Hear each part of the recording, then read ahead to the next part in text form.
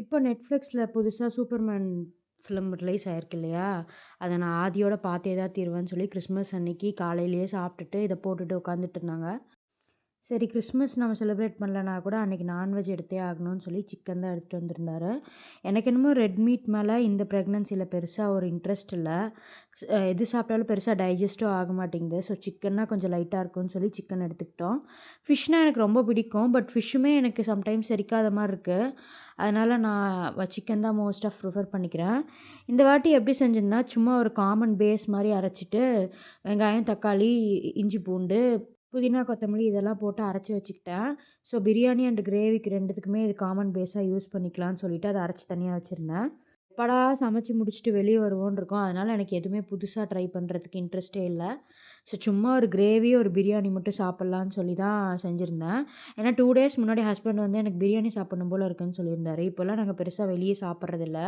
சரி Christmas leave அன்னைக்கு நான் வீட்லயே செஞ்சு தரேன்னு சொல்லியிருந்தேன். பிரியாணிக்கு தான் இது ரெடி பண்ணிட்டு இருந்தேன்.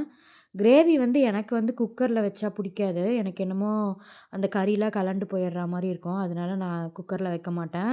கிரேவியாவே தான் செய்வேன்.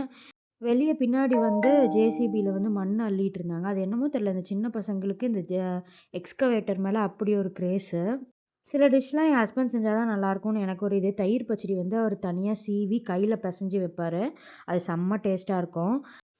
இந்த பிரெக்னன்சில எனக்கு பயங்கரமான பால்பிட்டேஷன் இருக்கு. வீட்டுக்கு போனப்போ கூட ரொம்ப பால்பிட்டேஷன் இருக்குன்னு அப்பாட்ட சொன்னோனே, அவரு கொஞ்சம் பயந்துட்டு இசிஜி எக்கோலாம் எடுத்துரலான்னு சொல்ட்டாரு. இசிஜி எக்கோலாம் எடுக்க போனா, அங்க டாக்டர் "உன் ஹார்ட் சூப்பரா ஃபங்ஷன் ஆயிட்டுருக்கு. உனக்கு எந்த ப்ராப்ளமும் இல்ல. பிரெக்னன்சில பிபி கம்மியா இருந்தா பிரச்சனை இல்லம்மா. பிபி அதிகமா இருந்தா தான் பிரச்சனைன்னு" சொல்லி அனுப்பிச்சுட்டாரு. எனக்கு எப்பவுமே 90, 60 அந்த மாரி தான் இருக்கு. பட் அதனாலேயே எனக்கு என்னமோ பால்பிட்டேஷன் ரொம்ப அதிகமா இருக்க மாரி இருக்கு. என்னால ஒரு 20 மினிட்ஸ்க்கு மேல கான்ஸ்டன்ட்டா நின்னு குக் பண்ணவே முடியாது.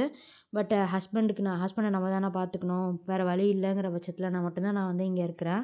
இதுல ஒரு 4 பேர் ஒரு 4 குடைச்சல் குடுப்பாங்க பாருங்க. அப்போ ஒரு செம்ம டென்ஷன் ஆகும். நம்மள நார்மலா விட்டாலே நம்மளுக்கு பிரெக்னன்சில ஒரு 1000 ஸ்ட்ரெஸ் இருக்கு. உங்க வீட்ல பிரெக்னன்ட் லேடீஸ் இருந்தா ஒரு 9 மாசம் தானே பாவம் பொழைச்சு போட்டும். அதுவரைக்கும் அவங்கள ஸ்ட்ரெஸ் இல்லாம பார்த்துக்கோங்க.